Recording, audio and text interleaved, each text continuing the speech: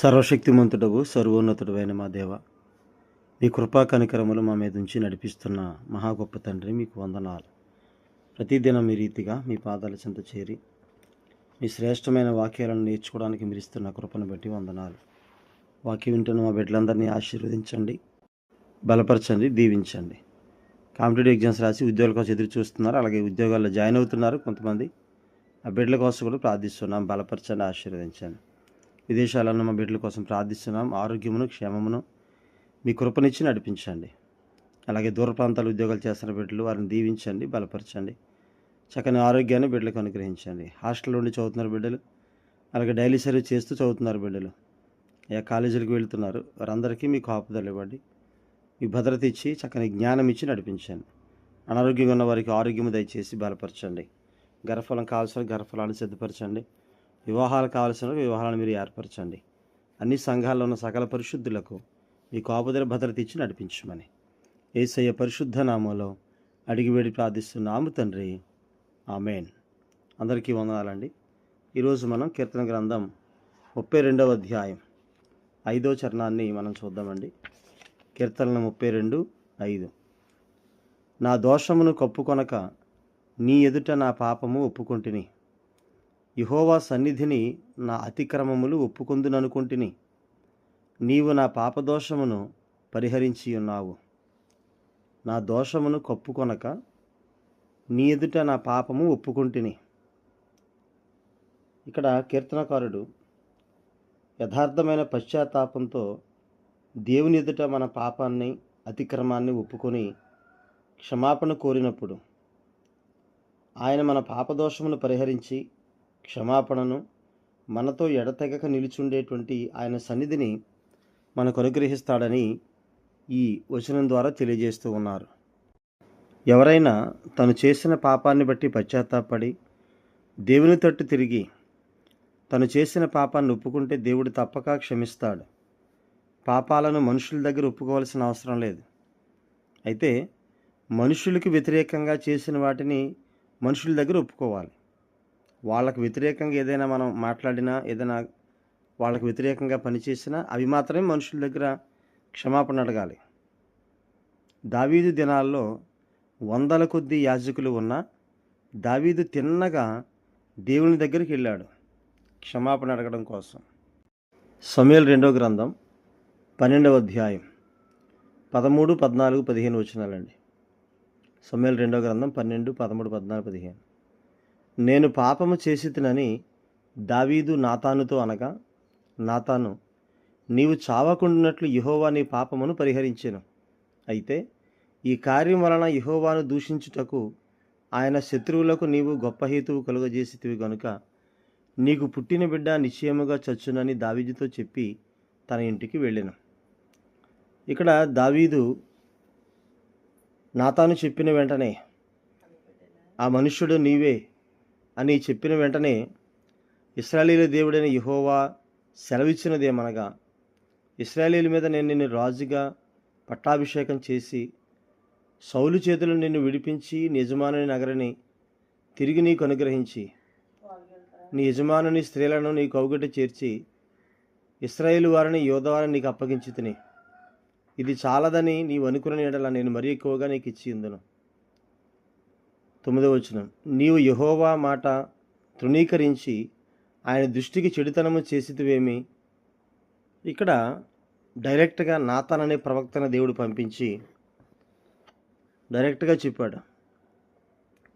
ఒక చిన్న స్టోరీలాగా చెప్పి అంటున్నాడు నాతాను, ఆ మనుష్యుడవు నీవే, వాడు కనికరం లేకుండా కార్యం చేశాడు గనక 4 గొర్రె పిల్లలను ఇవ్వాలి, ఆ మనుషుడి మీద బాగా కోపించుకుని ఖచ్చితంగా ఈ కార్యం చేసిన మరణపాత్రుడని ఎవరో అనుకుని దావీదు చెప్పేస్తున్నాడు. కానీ నాతాను కలుగు చేసుకుని అంటాడు, ఆ మనుష్యుడవు నీవే. ఏమండి, ఈ రోజుల్లో చేసిన తప్పుని డైరెక్ట్గా చెప్పామనుకోండి, అంగీకరించే వాళ్ళు ఎంతమంది, తప్పుని తప్పుగా స్వీకరించే వాళ్ళు ఎంతమంది? దాదాపుగా ఒక్కళ్ళు కూడా ఉండరు. ఎక్కడన్నా కొంతమంది యథార్థంగా జీవించే క్రైస్తవులు ఉంటే ఉండొచ్చేమో, కానీ పాపాన్ని చేసిన పాపాన్ని మనస్ఫూర్తిగా ఒప్పుకునేటువంటి పరిస్థితి చాలామందికి ఉండదండి. ఆ చేసిన పాపాన్ని మనస్ఫూర్తిగా ఒప్పుకుంటే అది క్షమాపణకు దారితీస్తుంది. పశ్చాత్తాపడిన నిష్కపటులైన వారి విషయంలో కరుణా సమృద్ధుడిగా, కృపామయుడుగా ఉండేందుకు దేవుడు ఇష్టపడుతున్నాడు. సామెతలు 28:13 మనం చూస్తే అండి, సామెతలు 28:13 అతిక్రమములను దాచిపెట్టువాడు వర్ధిల్లడు, వాటిని ఒప్పుకొని విడిచిపెట్టువాడు కనికరం పొందును. అతిక్రమములు దాచిపెట్టేవాడు వర్ధిల్లడు. ఆ అతిక్రమం ఏదో ఒక రోజు బయటపడుతుంది. దాచబడినది ఏదో ఒక రోజు వెల్లడవుతుంది. కాబట్టి అలా వెల్లడవక ముందే చేసిన అతిక్రమాన్ని, చేసిన తప్పుని వెంటనే ఒప్పుకోవాలి. అలా ఒప్పుకుంటే ఖచ్చితంగా ఆ ఒప్పుకొని విడిచిపెట్టేవాడు కనికరం పొందుతాడు. దేవుని చేత కనికరం పొందుతాడు. నాన్నగారు ఒక చిన్న ఉదాహరణ చెప్పేవారు. ఒక కుర్రోడు, బాతులను కాసుకునే కుర్రోడు పొరపాటున కర్ర విసిరితే ఒక బాతు చనిపోద్ది. ఎవరు చూడలేదు కదా అనుకుని దాన్ని వేరే చోట కప్పెట్టేస్తాడు. కానీ ఆ తోటలో పనిచేసే మిగతా పనివాళ్ళు చూసి అప్పుడప్పుడు అతన్ని ఎగతాళి చేయడం, నువ్వు బాతుని చంపావు కదా, రాజుగారికి చెప్పేస్తాము అని వాళ్ళ పనులు వాళ్ళు చేయించుకునేవారు. ప్రతిరోజు ఆ కుర్రోడిని విసిగించేవారు. ప్రతిరోజు ఆ కుర్రోడితో పనులు చేయించుకునేవారు. ఇక ఈ కుర్రోడికి చేసేది లేక ఆ పని విపరీతమైనటువంటి బాధను కలిగిస్తుందని తెలిసి ఆ కుర్రాడు డైరెక్ట్గా రాజుగారి దగ్గరికి వెళ్ళి చెప్పేశాడు, అయ్యా ఇలాగా కర్ర విసిరితే ఒక బాతు చనిపోయిందండి, ఆ బాతుని మీకు తెలిస్తే మళ్ళీ కోపడతారేమో అని నేనే పూడ్చిపెట్టేశానండి, ఇది చాలా క్రితం జరిగింది, చాలా రోజుల క్రితం జరిగిందని చెబితే ఆ రాజుగారు నవ్వి, పోన్లే బాతే కదా దానికే ఉందని చెప్పని రాజుగారు వెంటనే క్షమించేస్తాడు. అంతే. ఈ కుర్రవాడు చాలా మనసులో ఉన్న భారమంతా తొలగిపోయి చాలా సమాధానంగా వస్తూ ఉంటాడు. ఈ కుర్రాడిని యథావిధిగా వాళ్ళు అడుగుతారు వచ్చి పని చేయమని. నేను ఎవరి దగ్గర పనిచేసే పని లేదు అంటే, రాజుగారు చెప్పేస్తాం బాతు గురించి అంటే, చెప్తే చెప్పుకోండి, ఆల్రెడీ రాజుగారికి నేను చెప్పేశాను, క్షమాపణ అడిగేశానని చెప్పని చాలా సంతోషంగా ఉంటాడు. మన మీద కూడా అటువంటి అపరాధ భావం, పాపం చేసినటువంటి పాపం తాలూకు ఇబ్బందికరమైనటువంటి మనశ్శాంతి లేని పరిస్థితులు ఉంటాయి. అయితే ఆయన దగ్గర ఒప్పేసుకున్నాం అనుకోండి, దేవుని దగ్గర చెప్పేసుకున్నాం అనుకోండి, ఖచ్చితంగా దేవుడు ఆ పాప దోషాలని పరిహరిస్తాడు. కీర్తనకారుడు అదే మాటలు అక్కడ చెప్పడం మనం చూస్తామండి.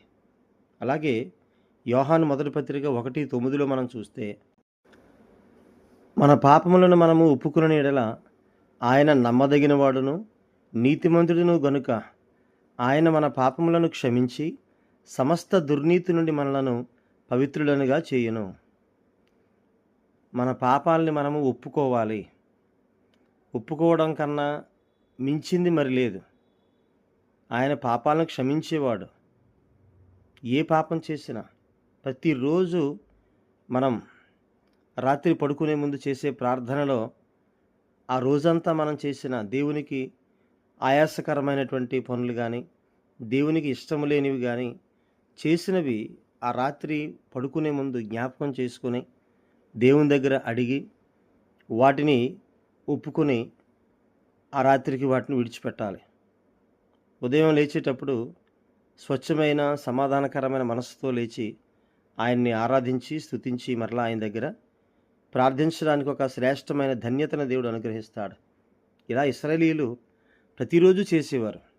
ప్రతి రాత్రి వాళ్ళు పడుకోవడానికి వెళ్ళే ముందు చేసే ప్రార్థనలో దేవుని దగ్గర ఆ రోజంతా చేసిన శరీరం ద్వారా కానీ, మాటల ద్వారా కానీ, ఆలోచన ద్వారా కానీ, క్రియల ద్వారా కానీ ఎలా చేసినా కూడా వాటన్నిటినీ కూడా ఆయన దగ్గర ఒప్పుకొని, ఇక్కడ అదే మాట చెప్తున్నాడు, మనం ఒప్పుకుంటే క్షమించబడతాం.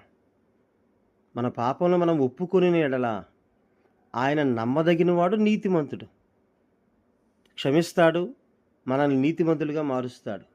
ఆయన మన పాపములను క్షమించి సమస్త దుర్నీతి నుండి మనలను పవిత్రులనుగా చేయను. ఒప్పుకుంటే క్షమిస్తాడు, పరిశుద్ధపరుస్తాడు.